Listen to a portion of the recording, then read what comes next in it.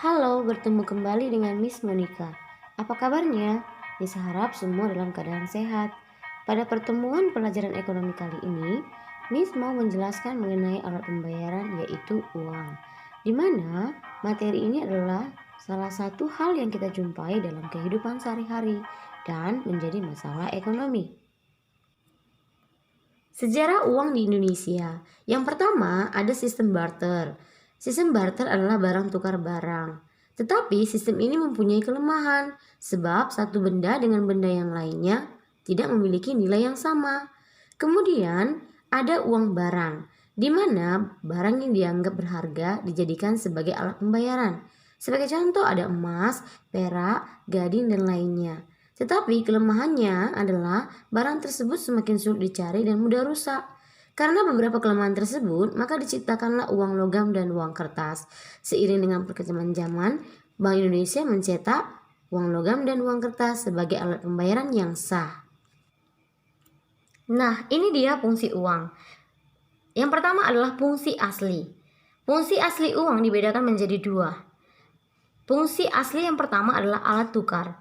Uang digunakan sebagai alat tukar untuk memperoleh suatu barang. Fungsi asli yang kedua adalah sebagai satuan hitung. Uang digunakan untuk menghitung suatu harga atau nilai suatu barang. Yang kedua, fungsi uang yang turunan. Yang pertama adalah sebagai alat transaksi. Uang digunakan untuk kegiatan transaksi ekonomi dalam kegiatan sehari-hari.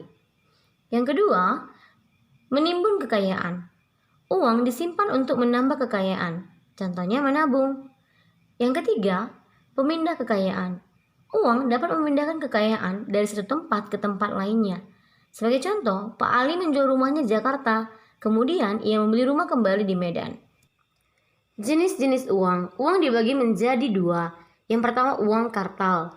Uang kartal, uang yang dipakai dalam bertransaksi tunai dalam kehidupan sehari-hari. Contoh uang kartal adalah uang kertas dan uang logam. Yang kedua, uang giral.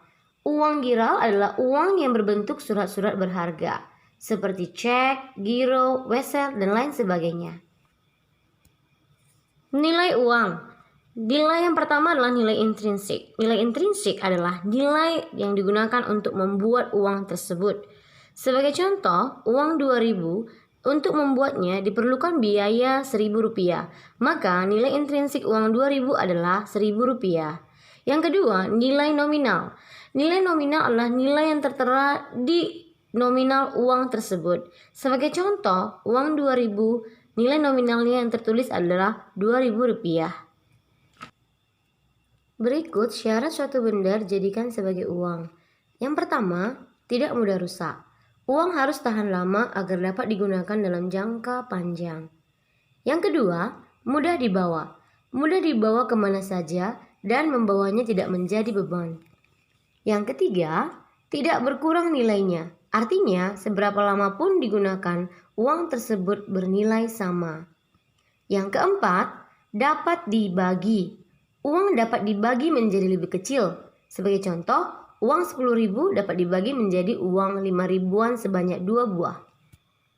Oke, demikianlah penjelasan Miss pada pertemuan kali ini. Untuk lebih memahami tentang materi tentang uang, maka akan Miss berikan beberapa pertanyaan. Pertanyaan yang pertama, menurutmu selain nilai barang yang berbeda, apa yang menjadi kelemahan sistem barter? Pertanyaan yang kedua, mengapa nilai intrinsik uang kertas lebih kecil dari nilai nominalnya? Pertanyaan nomor 3, menurutmu mengapa uang giral lebih disukai orang dalam bertransaksi saat ini?